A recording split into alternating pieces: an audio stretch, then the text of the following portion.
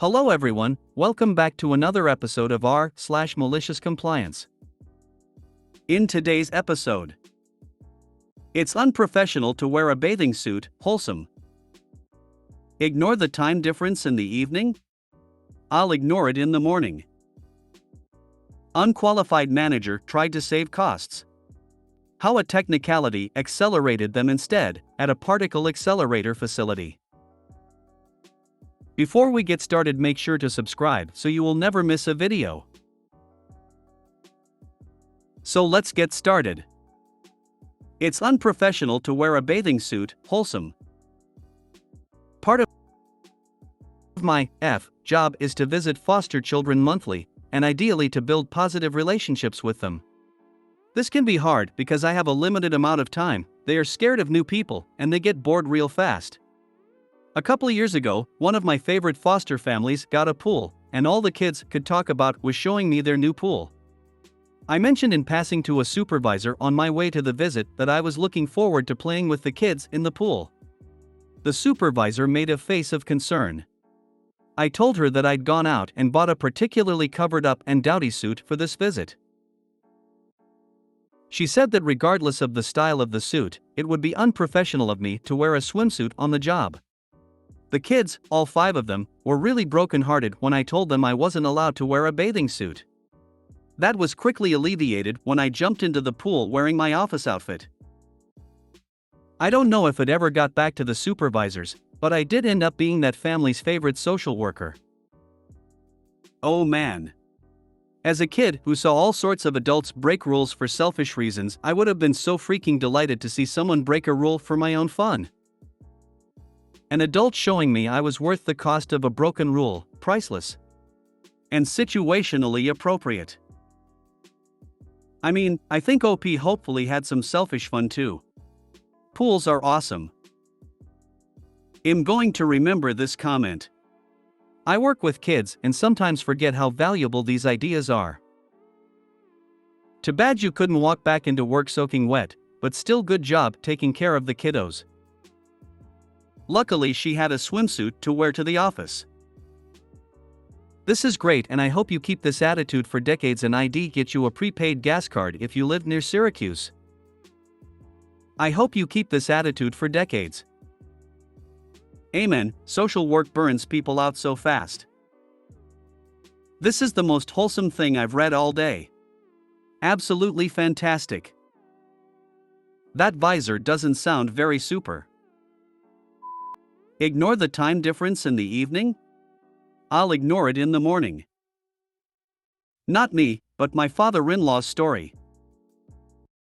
In the 1970s, before email and faxes, my father-in-law, Carl, worked as a trust agent for a bank in the Midwest, which is on Eastern Time, ET. He handled trusts and estates for bank customers, including one older lady.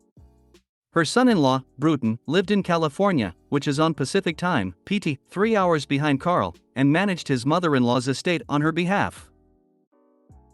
Bruton used to call Carl with questions, which is not a problem. Except Bruton would call Carl at home at 8 p.m. Eastern Time, expecting him to answer questions.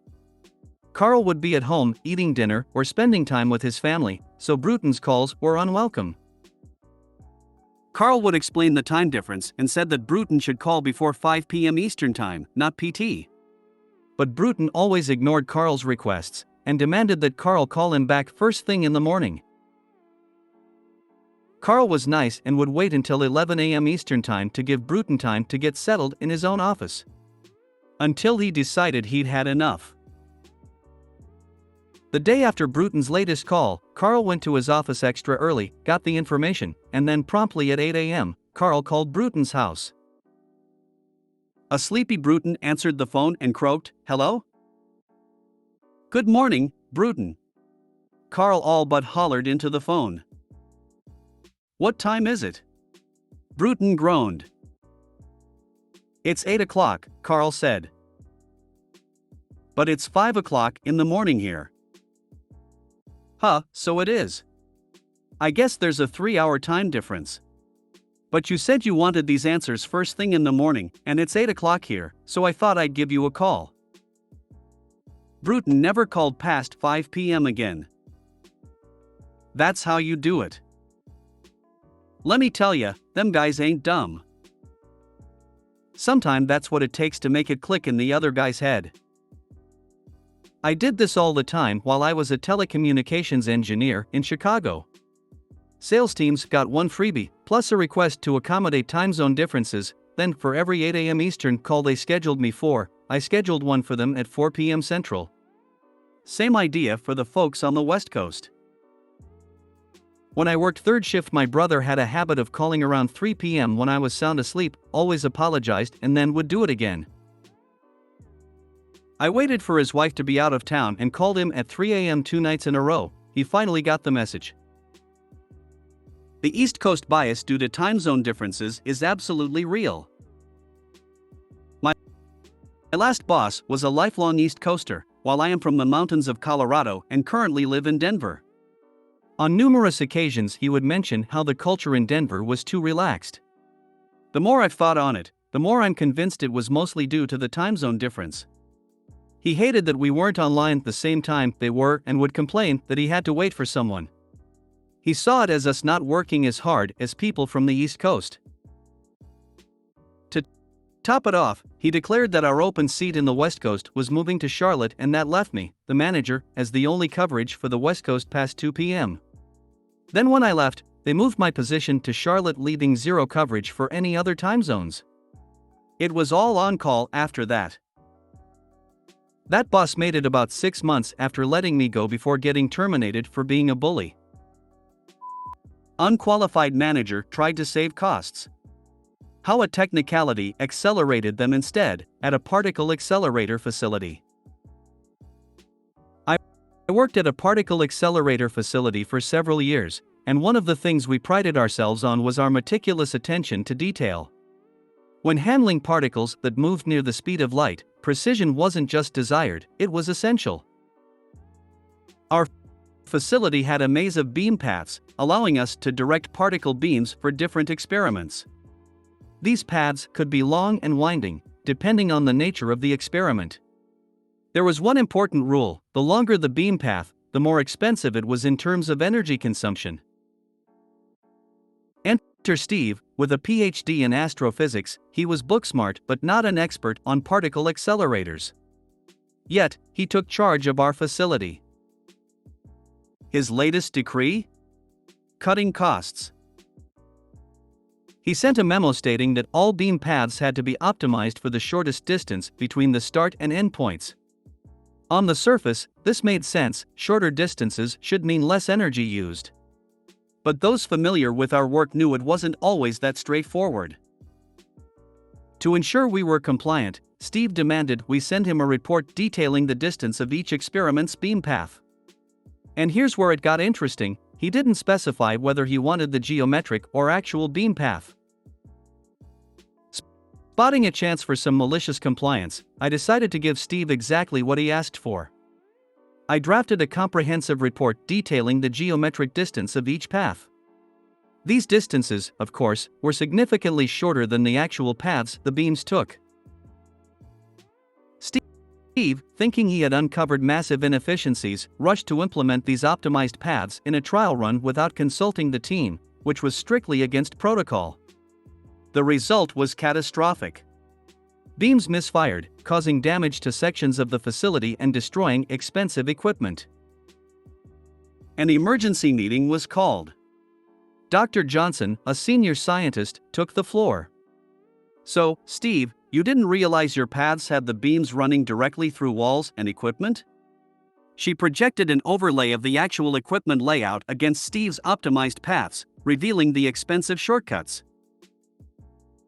Steve's face turned a shade of red I'd never seen before, and he began to blame me for the debacle. I defended myself: "That's exactly what I provided," thinking it was theoretical. I wasn't aware you'd bypass protocols and actually run the beam. The aftermath? I got off scot-free, while Steve was severely reprimanded and told to always follow protocol and to consult with experts. Many of us enjoyed a little paid vacation while the facility underwent some repairs. Nicely played. Some costs are not meant to be cut. And you did report exactly what he requested. you had no idea what he would use the data for in any way, of course. Such a shame the kit got damaged to prove his point. How did he only get a reprimand and not shown the door? I honestly didn't know he was going to bypass protocol. I would have clearly told him not to had he consulted me or the team.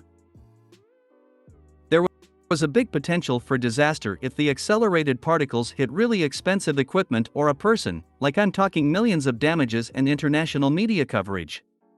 I guess since not much harm was done, they let it slide. Steve was given proper training on how to operate the beam, but he didn't know jack about the science behind it. PhD in condensed matter physics here, can you explain what you mean by geometrical and not actual beam path? If you don't, I will not sleep today. This was more of a malicious compliance of the English language than physics, but basically. Geometric beam path, this refers to the straight line distance between the start and end points of a beam. It doesn't take into consideration any detours the beam might need to make around obstacles or equipment. Think of it as the crow flies distance. Actual beam path, this is the real path the beam follows, which often involves turning, bending, or maneuvering around equipment, walls, or other obstacles. Because of these maneuvers, the actual path can be significantly longer than the geometric path. Degree in theoretical physics? Yes, Steve has a theoretical degree in physics. If you made it to the end of the video, thanks for watching. Don't forget to like, subscribe and share, and we will see you in the next video.